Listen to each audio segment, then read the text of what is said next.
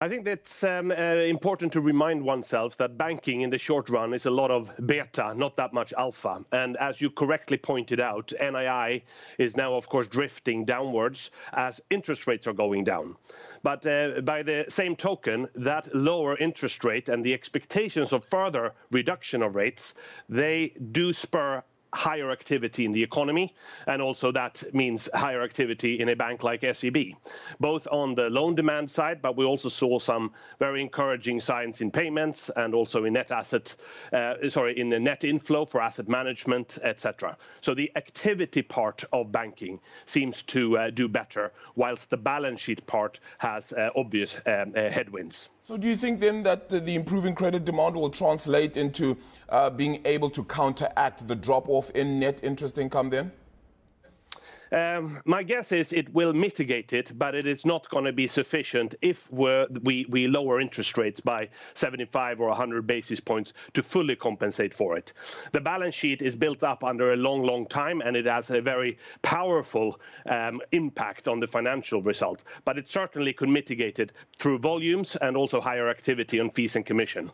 So how much more strain do you think there is then in those net interest incomes? Because that's going to be the big talking point, really, right? Is the strain going to be seen from the top end now, or is this going to perhaps be a longer-term thing that you're also going to have to worry about in about a year, 2 years' time as interest rates go down slowly? First, we don't guide on NII, and secondly, I have no clue. There's definitely going to be a period, if it's 1 or 2 years, where this will happen. This has just started, so this is not the end. This is kind of the beginning, and we've seen one cut during this quarter, and more will come.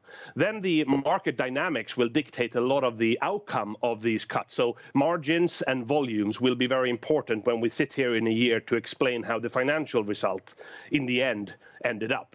But right now, that's clearly the direction of travel. Yeah. Some on the other side of this, those credit losses seem to be not as bad as they were in the past. So is that ultimately it? You've seen the worst of it all? Well, we do expected credit losses, as you might know, these days. So we are forward-looking, and the very minimal expected credit loss number we put in this is actually a forward-looking number.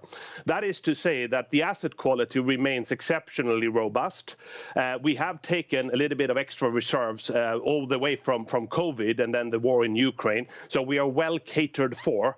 And right now, it is a very benign environment where most, if not all, of our clients more or less pay their bills and can redeem their loans without any problems.